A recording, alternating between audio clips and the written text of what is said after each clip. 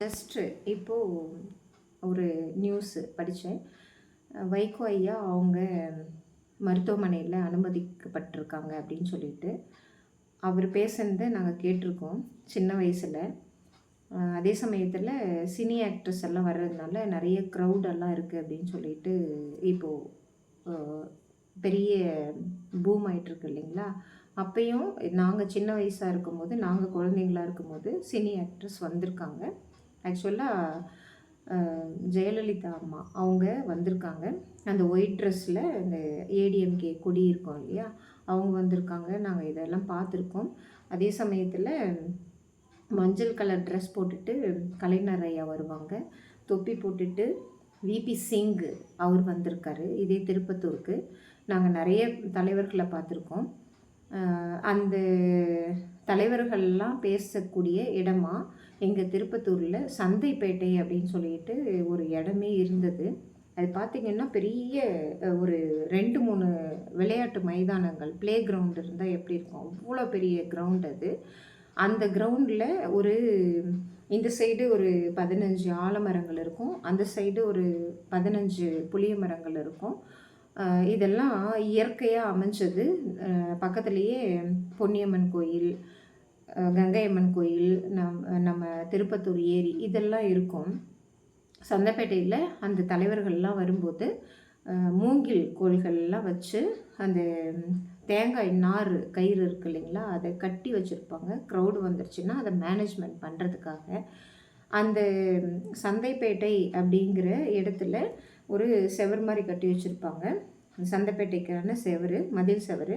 அந்த செவத்து மேலே உட்கார வச்சுருவாங்க காவல்துறை அதிகாரிகள்லாம். இந்த மாதிரி க்ரௌடு இருந்ததுன்னா, முக்கியமாக ஜெயலலிதா அம்மா அவங்க வரும்போது நிறைய க்ரௌடு இருக்கும் அவங்கள பார்க்குறதுக்கு. அப்போது எங்களை கீழெல்லாம் விட மாட்டாங்க காவல்துறை அதிகாரிகள். நீங்கள் மேலே போய் உட்காந்துக்கோங்கடா அப்படின்னு சொல்லிட்டு அவ்வளோ ஃப்ரெண்ட்லியாக சொல்லிவிட்டு நாங்கள் மேலே தான் உட்காந்துட்டு பார்ப்போம்.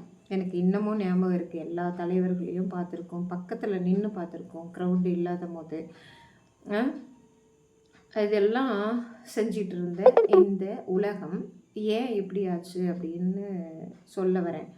அதாவது சந்தைப்பேட்டை இப்போது திருப்பத்தூரில் நியூ பஸ் ஸ்டாண்டாக மாறிடுச்சு. சந்தைப்பேட்டைங்கிறது ஒரு கூட்டுறதுக்கான ஒரு இடமா இருந்தது, நியூ பஸ் ஸ்டாண்டாக மாறிடுச்சு.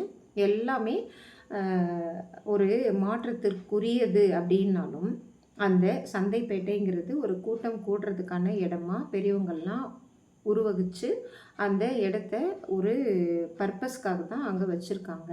அதை நம்ம மாற்றிட்டோம்.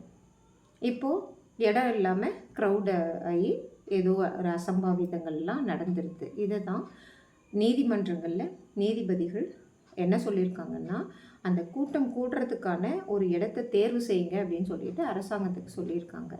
ஏற்கனவே இருந்ததை நம்ம காணாமல் பண்ணிட்டோம். இப்போது நம்ம அந்த பழைய ப்ராக்டிசஸை தேடி போயிட்டுருக்கோம். அந்த சந்தைப்பேட்டை இன்றைக்கி இல்லை. திருப்பத்தூரில் எந்த சந்தைப்பேட்டையை தேர்ந்தெடுக்க போகிறாங்கன்னு தெரியல. இதுதான் ஏற்கனவே பெரியவங்கள்லாம் ப்ராக்டிஸ் பண்ணி வச்சுட்டு போயிருக்கிற ஒரு நிகழ்வுகளை, ஒரு அமைப்புகளை நம்ம மாற்றுறது கூடாது. அந்த மாதிரி மாற்றினா நிறைய யோசிக்கணும், இல்லைன்னா பின்விளைவுகள் இப்படி தான் இருக்கும். இது ஒரு அட்மினிஸ்ட்ரேஷன் தான். இதை நாங்கள் சின்ன வயசுலேருந்தே கற்றுக்கிட்டு இருக்கோம். வைகோ ஐயா சொல்லுவாங்க, மேடம் ஜெயலலிதா அவங்கள பார்த்து மீன்ஸ் அவங்கள எதிர்த்து தான் பேசிகிட்டு இருக்கணும் இல்லையா, அவங்க அரசியல் செய்கிறதுக்கு. இவங்கெல்லாம் களி சாப்பிட்ருப்பாங்களா, எனக்கு நல்ல ஞாபகம் இருக்குது. களி சாப்பிட்ருப்பாங்களா, இவங்களுக்கு களின்னா என்னன்னு தெரியுமா, ஏழைகள் குடியானவங்களை பற்றி இவங்களுக்கு என்ன தெரியும் அப்படின்னு சொல்லிட்டு பேசியிருக்காரு எங்கள் திருப்பத்தூரில். அதே இன்னும் ஒரு 2 நாளோ 3 நாளோ கழித்து அவங்க வந்தாங்க, அந்த அம்மா வந்தாங்க.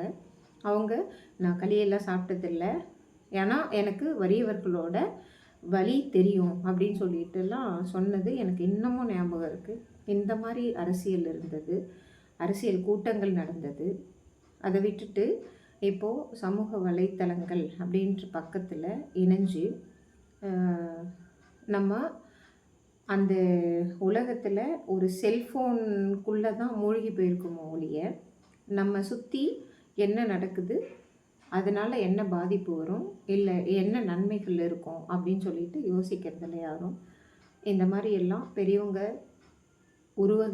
நிர்வகிச்சுட்டு போன அந்த அட்மினிஸ்ட்ரேஷன்ஸை நம்ம யோசிக்கணும்னு கேட்டுக்கிறேன்.